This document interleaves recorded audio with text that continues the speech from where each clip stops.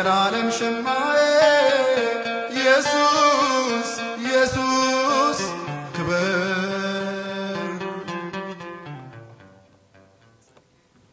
በጌታ እጅግ የተወደዳችሁ ቅዱሳን ወገኖች የጌታ ሰላም በያላችሁበት ቦታ ይብዛላችሁ። በባለፉት 2 ተከታታይ ሳምንታቶች ስለ እውነተኛ መንፈሳዊነት የጀመርነው ርዕስ እንዳለ ታስታውሳላችሁ። እንግዲህ እውነተኛ መንፈሳዊነት ስንል እውነተኛ ያልሆነ ስላለ ነው፣ ወይም ደግሞ የሚመስል ስላለ ነው። ስለዚህ በዚህ ምድር የጀመርነውን ከእግዚአብሔር ጋር ያለውን የዘላለም ሕይወታችንን በድል ለማስቀጠል በድል ለመጨረስ የሚረዳን ትልቅ ዋስትና እውነተኛ መንፈሳዊ ሕይወትን ማወቅ፣ እውነተኛ መንፈሳዊ ሕይወትን መለማመድ፣ እሱን ለመኖር መናፈቅ ነው። ባለፉት ለ2 ሳምንታት እውነተኛ መንፈሳዊነት ምንድነው? የእውነተኛ መንፈሳዊነት ደግሞ ጅማሬ መሰረቱ ምንድነው በሚል እንደተመለከተን ታስታውሳላችሁ። እውነተኛ መንፈሳዊነት መንፈስ ከሆነው ከእግዚአብሔር ጋራ የልብ ግንኙነት፣ በውስጣችን ባደረው መንፈስ የልብ ግንኙነት ህብረት ማድረግ፣ ከእግዚአብሔር ልብ ጋር መገናኘትና የእግዚአብሔር ሐሳብን በሐሳባችን ላይ ተጽዕኖ እንዲፈጥር መፍቀድ፣ የእግዚአብሔር ፈቃድ እንዲያሸንፈን የእግዚአብሔርን ፈቃድ አውቀን አገልግለን ማለፍ ነው የሚለውን ሐሳብና እውነተኛ መንፈሳዊነት ደግሞ ወጥነት ያለው ሕይወት ነው። ልብ ሌላ አንደበት ሌላ ያልሆነበት፣ ቲያትር ማንሰራበት፣ እውነተኛ ሆነን የምንኖርበት ሕይወት ነው። የሆነውን የምንሆንበት ነው።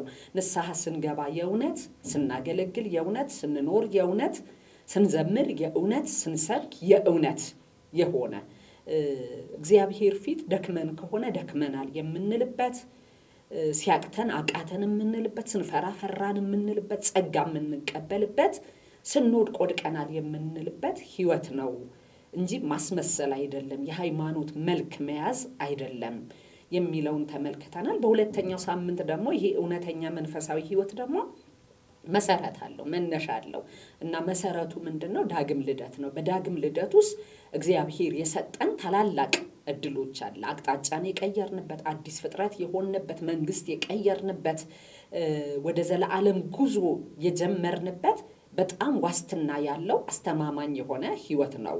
ዳግም ልደት አፈ ታሪክ አይደለም፣ ባዶ የሆነ ንግግር አይደለም። የእውነት በሕይወታችን ስራን የሚሰራ ነው። ያ ዘር የዘላለሙ ዘር በውስጣችን የገባበት አሸናፊ ዘር የገባበት ነው የሚለውን ተመልክተናል። እንደገናም ደግሞ ሌላው መሰረት የጌታ መገለጥ ነው። ጌታ ሲገለጥልን፣ አይናችን ሲበራ፣ ጌታን ቅርበቱ ሲታወቀ እውነተኛ መንፈሳዊ ሕይወትን በዛ መሰረት ላይ ነው እያደገ የሚሄደው። ጌታ ተሸፍኖብን፣ ጌታ ጠፍቶብን እውነተኛ መንፈሳዊ ሕይወት የለም። ምክንያቱም ለጌታ የምንኖረውን ሕይወትን እሱ ጠፍቶ ለሱ የሚሆን ነገር ልናደርግ አንችልም። ስለዚህ ይሄ መገለጥ ራሱ ጌታን የሚገልጥልን ከዚህ ከጠፊው ዓለም ባሻገር ያለውን ርስታችንን ክብራችንን የሚያሳየን መገለጥ በጣም ወሳኝ ነው። የመገለጥ ጥያቄ የተራሰው ጥያቄ አይደለም። ጌታን የሚያቅሰው የሚጠይቀው የሚጸልየው ነው። ሐዋርያው ጳውሎስ ለኤፌሶን ሰዎችም የጸለየው ጸሎት ነው። እኛም ልንጸልየው የሚገባ ጸሎት ነውና አንዳንዴ ጌታ አብሮን እየሄደ እንኳን ሕይወታችን እየጠወለገ የሚሄደው ስላልተገለጠልን ነው። ጌታ ስለሌለ አይደለም። በጉባኤያችን መሃል ጌታ አለ፣ በሕይወታችን አለ፣ በትዳራችን አለ። ግን ያለው ጌታ ሲገለጥልን ክብሩ ሲገባን ግን አንዱ መገለጫው ምንድነው? ከጥያቄያችን በላይ የአምልኮ ሕይወት፣ የስግደት ሕይወት፣ እውነተኛ መንፈሳዊ ሕይወት መለማመድ እንችላለን። ስለዚህ ጳውሎስ ምጥ እንደያዘው በዚህ ዘመን በጣም ምጥ ሊኖረን ይገባል። ዛሬ አብረን የምናየው ይሄ እውነተኛ መንፈሳዊ ሕይወት በዳግም ልደት የተመሰረተው በመገለጥ መሰረት ላይ የተመሰረተው ሕይወት ሊያድግ ይገባል እና ስለ እውነተኛ መንፈሳዊ ሕይወት ለውጥ እድገት ነው የምናየው። አጭር ጸሎት አብረን እንጸልያለን። ቅዱስ አምላካችን ልዑል እግዚአብሔር የእውነት አምላክ ነህ። ወደ እውነት ሁሉ የሚመራ መንፈስን ደግሞ የሰጠህን ነህ። ዛሬ እግዚአብሔር አምላክ ሆይ እኔና ይህንን የሚሰሙት ቅዱሳን ሁሉ ወደ እውነተኛ መንፈሳዊ ሕይወት ውስጥ እግዚአብሔር ሆይ ሊያስገባን የሚችለው የመንፈስህ ኃይል በልባችን ውስጥ እንዲገባ እግዚአብሔር አምላክ ሆይ በዚህ ህይወት ደግሞ እንድናድግ እንድንለወጥ እንድትረዳን በምንሰማው ቃል ደግሞ የሚለውጥ እውነት ውስጣችን እንዲገባ እንጸልያለን። ጊዜያችንን ተረከብ። በክርስቶስ ኢየሱስ ስም አሜን። እግዚአብሔር የተባረከ ይሁን። ባለፉት ለሁለት ሳምንታት ያነበብነውን ክፍል መነሻ የሚሆነንን የአንደኛ ጢሞቴዎስ ምዕራፍ 3 ምዕራፍ 4 ክፍልን አንብበን ወደ ዛሬ መልእክታችን እንገባለን። ምዕራፍ 3 አንደኛ ጢሞቴዎስ ቁጥር 14 በጌታ ስም አነበዋለሁ። ወደ አንተ ቶሎ ለመምጣት ተስፋ ባደርግም ይህን ትእዛዝ እጽፍልሃለሁ። ይህንም የምጽፍልህ ብዘገይ እንኳን ሰዎች በእግዚአብሔር ቤት እንዴት መኖር እንዳለባቸው እንድታውቅ ነው። ቤቱም የሕያው እግዚአብሔር ቤተ ክርስቲያን፣ ይኸውም የእውነት አምድና መሰረት ነው። የእውነተኛ መንፈሳዊ ህይወት ምስጢር ያለ ጥርጥር ታላቅ ነው ብሎ ይናገራል። እና ይሄ እውነተኛ መንፈሳዊ ህይወት በጣም ታላቅ ከተባሉት መጽሐፍ ቅዱስ ላይ አንዱ እውነተኛ መንፈሳዊ ህይወት በእግዚአብሔር ቤት ለመኖር አቅም የሚሰጠን ጉልበት የሚሰጠን ይሄ ምስጢር ነው ብሎ ይናገራል። አንደኛ ጢሞቴዎስ ምዕራፍ 4 ቁጥር 7 ደግሞ እግዚአብሔርን ከማያከብር እርባና ቢስ አፈ ታሪክና ከአሮጊቶች ተረታ ተረት ራቅ፣ ይልቁንም ለእውነተኛ መንፈሳዊ ህይወት ራስን አሰልጥን። የአካል ብቃት ልምምድ ለጥቂት ነገር ይጠቅማልና፣ ለእውነተኛ መንፈሳዊ ህይወት ራስን ማሰልጠን ግን ለአሁንም ሆነ ለሚመጣው ህይወት ተስፋ ስላለው ለሁለቱም ይጠቅማል ይላልና የሚበልጥ የሚጠቅም ነገርና ታላቅ የተባለውን ነገር እያየን ነው። ይሄ ቃል ደግሞ የታመነ ሁሉም እንዲቀበሉት የተገባ ነው። ማለት እውነተኛ መንፈሳዊ ህይወት ለነከሌ ብቻ ነው ብለን የምንተወው አይደለም። ለሆነ ቡድን የምንተወው አይደለም። ለሁሉ የተገባ ነው። ሁሉ ሊቀበለው የተገባ ህይወት ነው። እንግዲህ ይሄ በዳግም ልደት በጌታ መገለጥ የተጀመረው እውነተኛ መንፈሳዊ ህይወት ሊያድግ ይገባል፣ ሊፋፋ ይገባል፣ ሊጨምር ይገባል። እንደምታውቁት ውልደት የአንድ ጊዜ ክስተት ነው። እድገት ግን ሂደት ነው፣ ፕሮሰስ ነው፣ በየጊዜው የሚደረግ ነው። ለዚህ ነው በሁለተኛ ጴጥሮስ ምዕራፍ 1 ላይ ባለፈውም እንደተመለከትነው ከየት አምልጠን የት እንደደረስን ከተናገረ በኋላ ሁለተኛ ጴጥሮስ ምዕራፍ 1 ላይ ያለው ክፍል ከቁጥር 3 ጀምሮ አነበዋለሁ። በገዛ ክብሩና በበጎነቱ የጠራንን እሱን በማወቅ ለህይወትና ለእውነተኛ መንፈሳዊነት የሚያስፈልገውን ሁሉ የመለኮቱ ኃይል ሰጥቶናል። ከክፉ ምኞት የተነሳ በዓለም ካለው ምግባረ ብልሹ ህይወት አምለጣችሁ ከመለኮታዊ ባህሪ ተካፋዮች እንድትሆኑ በእነዚህ ነገሮች አማካኝነት እጅግ ታላቅና ክቡር የሆነውን ተስፋ ሰጥቶናል። በዚህ ምክንያት በሙሉ ትጋት በእምነት ላይ በጎነትን ለመጨመር ጣሩ። በበጎነት ላይ እውቀትን፣ በእውቀት ላይ ራስን መግዛት፣ ራስን በመግዛት መጽናትን፣ በመጽናት ላይ እውነተኛ መንፈሳዊነትን፣ በእውነተኛ መንፈሳዊነት ላይ ወንድማማዊ መተሳሰብን፣ በወንድማዊ መተሳሰብ ላይ ፍቅርን ጨምሩ ይላል። ጨምሩ የሚለው እድገትን የሚያሳይ ነው። ከላይ እንደምንመለከተው ለእውነተኛ መንፈሳዊ ህይወት የሚያስፈልገውን ሁሉ የመለኮቱ ኃይል ሰጥቶናል ይላል። እውነተኛ መንፈሳዊ ህይወት እኛ ከየትም ቧጠን፣ ከየትም ጥረን፣ ከየትም ግረን የምናመጣው ሳይሆን የተሰጠን ነው። የመለኮት ኃይል ነው የተሰጠን። ክፉ ከሆነው ምግባረ ብልሹ ከሆነው ዓለም ጥፋት አምልጠን ስንመጣ የተቀበለን እግዚአብሔር፣ ተስፋ የሰጠን እግዚአብሔር ለእድገታችን የሚሆን ነገርን ሁሉ አዘጋጅቷል። ይህንን እውነተኛ መንፈሳዊ ህይወትን በትክክል የምንለማመደው ግን የተሰጠንን እውነትን በህይወት የምንተገብረው በማደግ ነው። እድገት ቅድም እንዳልኩት ሂደታዊ ነው። እድገት በየጊዜው የሚቀጥል ነው። እንደምናውቀው ከውልደት በኋላ የሚቀጥለው በተፈጥሯዊ ህይወታችን የተወለደ ያድጋል፣ እያደገ ነው የሚሄደው። በመንፈሳዊ ህይወትም ክርስትና ውስጥ ዳግም ውልደት የመጨረሻው ጉዳይ አይደለም። ህይወትን የጀመርንበት ነው። መንፈሳዊ ህይወትን የተዋወቅንበት ነው። ሌላውን ዓለም የተዋወቅንበት ነው። ግን እየጨመረ እያደገ እየፋፋ እንዲሄድ ግን የእግዚአብሔር ፈቃድ ነው። ወገኖቼ ሰይጣን በጣም ከሚመቹት ሰዎች መካከል በጌታ ቤት ሆነው የማያድጉ ሰዎች ናቸው። እድገታቸው ማደግን የማይፈልጉ ለእድገት ናፍቆት የሌላቸው ለውጥ የሌላቸው ሰዎች ለሰይጣን በጣም መሳሪያው ናቸው። የቆሮንቶስ ቤተክርስቲያን እንደምናውቀው የተተረማመሰው በምንድን ነው? ቤተክርስቲያኗ ትርምስምሷ የወጣው በአሕዛብ ዘንድ እንኳን የሌለ ኃጢአት በዛ የተሰማው መከፋፈል፣ መለያየት፣ ፍርድ ቤት መጓተት የመጣው ግልሙትና ያለው የጋብቻው ብልሽቱ በጸጋ ስጦታ ላይ አላግባብ የሆነ ነገር የታየው በምንድን ነው ብለን ስንል ባለመብሰል ባለማደግ ነው። ይሄ አንደኛ ቆሮንቶስ ምዕራፍ 3 ላይ ይነግረናል። ቅንዓቱ ክርክሩ ያለው በሌላ ምክንያት አይደለም። ባላደጉ ሰዎች የመጣ ትልቅ መከራ ነው። በቤተ ክርስቲያኑ ትልቅ መከራ ነው። የእግዚአብሔርን ስም የሚያሰድብ ነገር የበዛበት ነው። ስለዚህ ሰይጣን ያላደጉ ሰዎች በመንፈሳዊ ህይወታቸው ለውጥ ያላመጡ ሰዎች በጣም በበዙ ቁጥር በጣም ነው የሚደሰተው። እግዚአብሔር ደግሞ የሚያስፈልገውን ነገር አዘጋጅቶ እያለ ባላደጉ ሰዎች ደግሞ እግዚአብሔር ያዝናል። እግዚአብሔር በሚያድጉ ነው የሚደሰተው። በተሰጣቸው ነገር በሚያድጉ ሰዎች ነው። እንደምናውቀው የእግዚአብሔር ቃል በአንደኛ ቆሮንቶስ ምዕራፍ 3 ላይ ሐዋርያው ጳውሎስ ሲናገር እኔ ተከልኩ አለ፣ አጵሎስ ደግሞ አጠጣ አለ፣ እግዚአብሔር ግን ያሳድግ ነበር ይላል። እግዚአብሔር አሳዳጊ አምላክ ነው። ወደ ፍጻሜው ያሳድገናል። የኛ ደግሞ የእድገታችን ልክ እኮ የእድገታችን ጣራ እኮ የሆነ ስም ላይ መድረስ አይደለም፣ የሆነ ቁጥር ላይ መድረስ አይደለም። ለምሳሌ 10 ሰው መስክር ያመጣው 20 ሰው 30 ሰው ብለን ይሄኛው አይደለም። ወይም ደግሞ ቤተክርስቲያን እኮ ይሄን ያህል ደርሳለች የሚለው አይደለም። ጣራው ልኩ እሱ አይደለም። ወይም ወደ ወንጌላዊነት፣ ወደ ፓስተርነት፣ ወደ ሙሉ ጊዜ አገልግሎት፣ ወደ ዘማሪነት፣ ወደ ነብይነት ወደዛ አይደለም። ራስ ወደሚሆን ወደ ክርስቶስ እንደግ ይላል ኤፌሶን ምዕራፍ 4 ቁጥር 15። የእድገታችን ጣራ የተቀመጠልን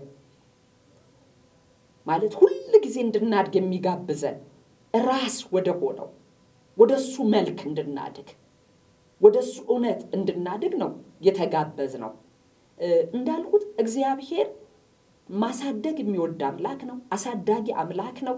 ግን አንድ እውነት ወገኖቼ ለማደግ እኛ ናፍቆት ከሌለን፣ እኛ ረሃብ ከሌለን፣ እኛ ፍላጎት ከሌለን፣ የማደግ ጉጉት ከሌለን እግዚአብሔር አስገድዶ አያሳድገንም። የግዳጅ እድገት መንፈሳዊ እድገት በግዳጅ አይታደግም። በቃ ተወልጃለሁ ጌታ ቤት ዓመታት ልንቆጥር እንችላለን፣ ግን ላናድግ ላንለወጥ እንችላለን። እግዚአብሔር የኛን እሽታ ይፈልጋል። የእሽታ መንፈስን እግዚአብሔር ይፈልጋል። ለዚህ ነው ፓስተር ተስፋዬ ጋቢሶ ሲዘምር በእውነት አሳድገኝ እያለ ዝማሬ ያለ አይደለ? ሁላችንም በእውነት አሳድገኝ በፍቅር እያለ ይማጸናል። ተማጽኖ አለ። አሳድገኝ እባክህ እግዚአብሔር ሆይ። ምክንያቱም ባለማደግ የሚመጣ ብዙ ነገር ነው። በጌታ ነገር ካላደግን በሌላ ነገር ማደጋችን ስለማይቀር ማለት ነው። በክርስትና ህይወት ማደግ ከሌለ መመለስ አለ ወደኋላ። የሚገርማችሁ ወደፊት ካልሄደ ወደኋላ መንሸራተት አለ፣ ወደኋላ መመለስ አለ። ለዚህ ነው የእግዚአብሔር ቃል የዕብራውያን ሰዎች እኮ በጣም የተሰጡ ሰዎች ናቸው። የዕብራውያን ደብዳቤ የተጻፈላቸው ቅዱሳን ግን ምን ይላቸዋል? በምዕራፍ 10 ላይ የቀደመው ዘመን ይላቸዋል። በቃ የቀደመው ዘመን ዋጋ በመክፈል የቀደመው ዘመን የሚበልጥ ርስት አለን እያሉ በዛ መገለጥ የቀጠሉ ነበሩ። ግን ደግሞ እየቆዩ ልባቸው ወደ ኋላ ሄዷል። እና እኛ ነፍሳቸውን አምነው ከሚያድኑት ነን እንጂ ወደ ኋላ እያፈገፈግን ወደ ጥፋት ከሚሄዱት አይደለንም ይላል። ሊመጣ ያለው እኮ ይመጣል ይላል። አያችሁ፣ ወደ ኋላ ያለው ጥፋት ነው። ወደፊት ካልሄድን ሰው ወደ ኋላው እየተመለሰ ነው። ወደ ኋላ ደግሞ ስንመለስ በእውነት አለማደግ እንዲሁ እንደው ኖርማል ነገር አይደለም። በቃ አላደኩም፣ ያው ጌታ ቤት አለው ግን እንደሚገባ አላደኩም ብለን ስንል ቀላል ነገር አይደለም ባለማደጋችን የሚመጣው ነገር። ዕብራውያን ምዕራፍ 5 ላይ ማደግ እንደሚገባችሁ ስላላደጋችሁ ነው የሚለው። ለእናንተ መናገር እንኳን የእግዚአብሔርን ነገር የጽድቅ ቃል መንገር እኮ ጭንቅ ነው ይላቸዋል። ጭንቅ ነው። ስለዚህ አጥንት ልትበሉ የሚገባበት ጊዜ፣ አስተማሪ ልትሆኑ የሚገባበት ጊዜ ገና ወተት እየተጋታችሁ ነው፣ የጽድቅ ቃል ማወቅ አልቻላችሁም ብሎ ያዝነባቸዋል። አንዳንድ ክፍሎች መጽሐፍ ቅዱሳችን ላይ ሰው ካላደገ፣ ሰው ወደ ሕይወት ወደሚቀጥለው ምዕራፍ ካልሄደ ወዴት እንደሚሄድ የሚነግሩን ክፍሎች አሉ። ለምሳሌ ኤርምያስ ምዕራፍ 17 ላይ የእግዚአብሔር ቃል የሚነግረን ክፍል አለ። ባለማደግ የሚመጣውን ወይም ወደፊት ባለመሄድ የሚመጣውን፣ በመመለስ የሚመጣውን ውድቀት ይነግረናል። ትንቢተ ኤርምያስ ምዕራፍ 17 ላይ ከቁጥር 5 ጀምሮ እንደዚህ ይላል። እግዚአብሔር እንዲህ ይላል፣ በሰው የሚታመን በስጋ ለባሹ የሚመካ ልቡንም ከእግዚአብሔር የሚያርቅ የተረገመ ነው ይላል። በሌላ ትርጉም ልቡን ከእግዚአብሔር የሚመልስ ይላል። የሚያርቅ ማለት ይኸው ብሎ ከሰጠ በኋላ በማደጊያ ቦታው ሳይሆን ወደ ኋላ እየተመለሰ የሚሄድ ሰው የተረገመ ነው ይላል። ማለት ወደ ኋላ ስንሄድ ወደ እርግማኑ፣ ወደ ውድቀቱ ነው የምንሄደው። ይህንን በገላትያ ምዕራፍ 4 ላይ የገላትያ ሰዎች ባለፈውም ሳምንት ስንመለከት የክርስቶስ ኢየሱስ መገለጥ ሲጠፋባቸውና ያ ሲሰወርባቸው ወደ ኋላ እየተመለሱ ነበረ። እንደገና ወደ መጡበት ወደ ኋላ እየተመለሱ ነበረ። ስለዚህ በገላትያ መጽሐፍ ላይ በምዕራፍ 4 ላይ ጳውሎስ እነዚህን ሰዎች እንደዚህ ይላቸዋል። ገላትያ ምዕራፍ 4 ላይ ከቁጥር 8 ጀምሮ እንዲህ ይላል። እግዚአብሔርን ከማወቃችሁ በፊት በባህሪያችሁ አማልክት ላልሆኑት ባሪያዎች ነበራችሁ። አሁን ግን እግዚአብሔርን አውቃችሁታል፣ ይልቁንም ደግሞ እግዚአብሔርን በእግዚአብሔር ታውቃችኋል። ታዲያ እንደገና ወደ ደካማና ወደማይጠቅም ትምህርት እንዴት ትመለሳላችሁ? ዳግም በሱ በባርነት ለመጠመድ ትፈልጋላችሁ? አያችሁ፣ ሰው ካላደገ ካልቀጠለ ትቶት ወደ መጣው ነገር ነው ወደ ኋላ እየተንሸራተተ የሚመጣው። እነዚህ ሰዎች እግዚአብሔርን ከማወቃቸው በፊት አማልክት አይደሉም፣ ግን እንደ አማልክት ከሚቆጠሩ ለጣዖታት ባሪያዎች ነበሩ። አሁን ግን ለውጥ መጥቷል። ዳግም ተወልደዋል። እግዚአብሔርን አውቀውታል፣ በእግዚአብሔርም ታውቀዋል። ግን ማደግ ሲያቆሙ ግን ወዴት ነው የሄዱት? ወደማይጠቅም ይላል። እንደገና ወደ ኋላ በባርነት ለመጣመድ። ስለዚህ አለማደግ ማለት ለባርነት ፈቅዶ ራስን መስጠት ነው። ስለዚህ እውነተኛ መንፈሳዊ ሕይወት ውልደት ብቻ አይደለም፣ መገለጥ ብቻ አይደለም፣ ማደግ መለወጥ ያስፈልጋል። እግዚአብሔር እንድናድግ ከሰጠን ትልልቅ ስጦታዎች መካከል ጥቂቱን እንመልከት። አንደኛው እንድናድግ እግዚአብሔር የሰጠን ትልቁ ስጦታ ምንድን ነው ብለን ስንል ጸሎት ነው። ጸሎት ነው። ከእግዚአብሔር ጋር እንድንነጋገር ነው። ወደ እግዚአብሔር እንድንቀርብ ነው። ወገኖቼ ጸሎት ሃይማኖታዊ ስርዓት ብቻ አድርገን ልንወስደው አይደለም የሚገባው። ጸሎት ማለት ከእግዚአብሔር ጋር ህብረት ባደረግን ቁጥር በህይወታችን እድገትን፣ ለውጥን የሚያመጣ ነው። ጸሎት ትልቅ ስጦታ ነው። ለአማኝ ትልቅ ስጦታ ነው። እግዚአብሔር ለኛ የሰጠን ወደፊቱ የምንቀርብበት የምናድግበት ብርቱ መሳሪያ ነው። ድካማችንን የምንነግርበት ነው። ከውድቀት የምንነሳበት ነው። በጸሎት ውስጥ ትልቅ ተአምር አለ ወገኖቼ። በጸሎት ውስጥ ያለው ትልቁ ተአምር ምን እንደሆነ ታውቃላችሁ? በጸሎት ተራራ ሊነቀል ይችላል። ባህር ተከፍሏል፣ ሊከፈል ይችላል። ብዙ ነገሮች ሊሆኑ ይችላል። የጸሎት ትልቅ ተአምር ግን እኛን መለወጡ ነው። እውነተኛ ጸሎትን እስቲ በህይወታችን የተለማመርንባቸውን ጊዜዎች እናስብ። ከመጸለያችን በፊት በህይወታችን በብዙ ምስቅልቅል ውስጥ ያለን ሰዎች ጸልየን ስንነሳ እኮ ነገር ሳይለወጥ እኛ ተለውጠናል። እኛ ከችግሩ በላይ እናድጋለን። ከሁኔታው በላይ፣ ከተግዳሮቱ በላይ፣ ከገጠመን ነገር በላይ እናድጋለን። ስለዚህ ጸሎት በክርስቶስ ሞትና ትንሣኤ የተሰጠን ታላቅ ስጦታ መሆኑን አውቀን ከተጠቀምንበት ወገኖቼ እያደግን እየተለወጥን የምንሄድበት ነው። ግን ብዙ ጊዜ እየጸለይን ለምንድን ነው ማናድገው? እንጸልያለን። ጠዋት ማታ እኮ ጸሎት አለ፣ ቸርች ጸሎት አለ፣ ህብረት ጸሎት አለ፣ ፌሎሺፕ ላይ ጸሎት አለ። ወገኖቼ ጸሎት ከእግዚአብሔር ከምናገኘው ነገር በላይ እግዚአብሔርን ራሱን ሊያስናፍቀን ይገባል። ከእጁ ከምናገኛቸው ነገሮች በላይ ከእጁ ብዙ ነገር ይገኛል። ከእጁ ከምናገኘው በላይ ፊቱን ስንፈልግበት ነው ጸሎት የሚያሳድገን። በመዝሙር 27 ላይ ዳዊት ምን ብሎ ነው የሚለው? በመዝሙር 27 ላይ እንደዚህ ይላል፣ አንተ ፊቴን ሹት ባልክ ጊዜ ልቤ አንተን አለ ይላል። ማለት እውነተኛ ጸሎት ራሱ እግዚአብሔርን የምንናፍቅበት የምንራብበት ሊሆን ይገባል። እግዚአብሔርን ራሱን ናፋቂ የምንሆንበት እና ከብዙ አጀብ ከብዙ ግርግር እያመለጥን እየወጣን እግዚአብሔርን ልንፈልገው ይገባል። ሙሴ ድንኳኑን ከሰፈር ወጣ አርጎ ተከለው ይላል በዘጸአት ምዕራፍ 33 ላይ። ወገኖቼ ጸሎት እኛ የምንፈልገውን ማከናወኛ መሆን የለበትም። እግዚአብሔር የሚፈልገውን ማከናወኛ ሊሆን ይገባል።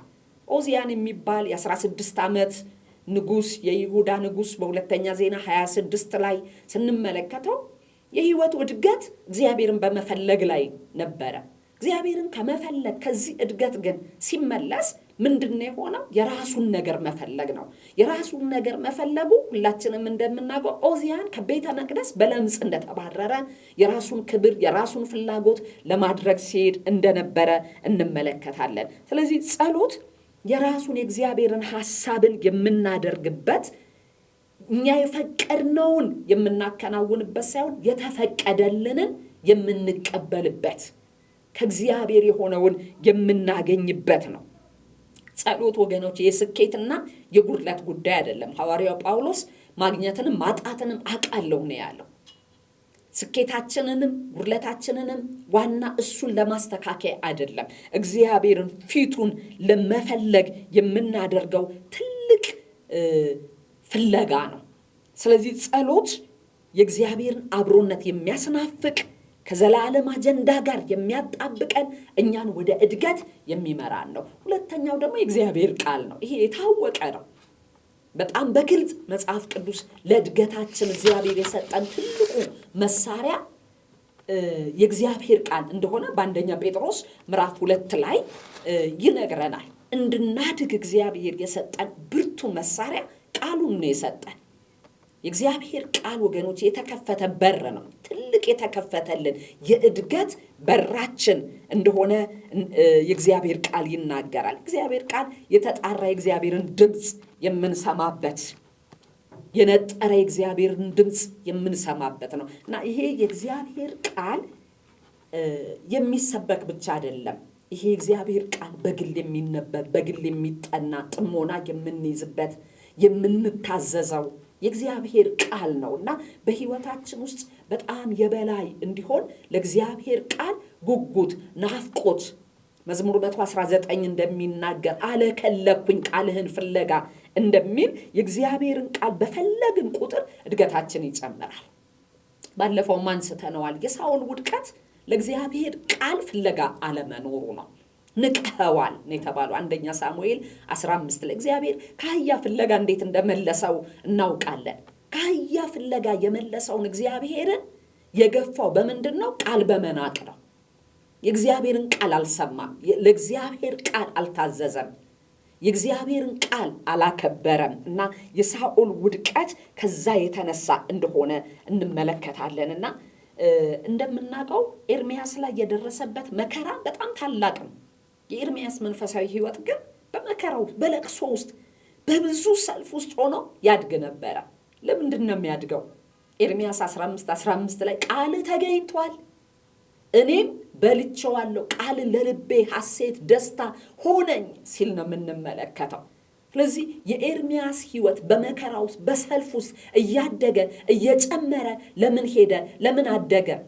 አንዳንድ ጊዜ ላለማደጋችን ምክንያት ችግሩ፣ ሰልፉ፣ መከራው፣ እኔ ላይ ያለፈው ነገር ልንል እንችላለን።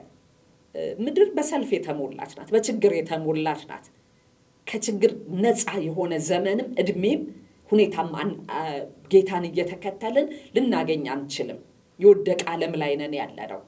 ግን ከእግዚአብሔር ቃል ጋር ስንጣበቅ እውነተኛ እድገትን እያደግን እንሄዳለን። ስለዚህ የእግዚአብሔርን ቃል በታሪክነቱ ብቻ ሳይሆን በሕያውነቱ እየተቀበልን ልናድግ ልናምነው ያስፈልጋል። ሐዋርያው ጳውሎስ የተሰሎንቄ አማኞችን እንዴት እንደሚያመሰግን ተሰሎንቄ ባለፈውም አንስተናል። እድገታቸው በጣም የሚገርም ነው። እንዴት ዘወራሉ፣ ከጣዖታት ወደ እግዚአብሔር እንዴት ዘወራሉ የሚለውን ተመልክተናል። አንደኛ ተሰሎንቄ ላይ በምዕራፍ 2 ቁጥር 13 ደግሞ ጳውሎስ በምንድን ነው የሚያመሰግናቸው?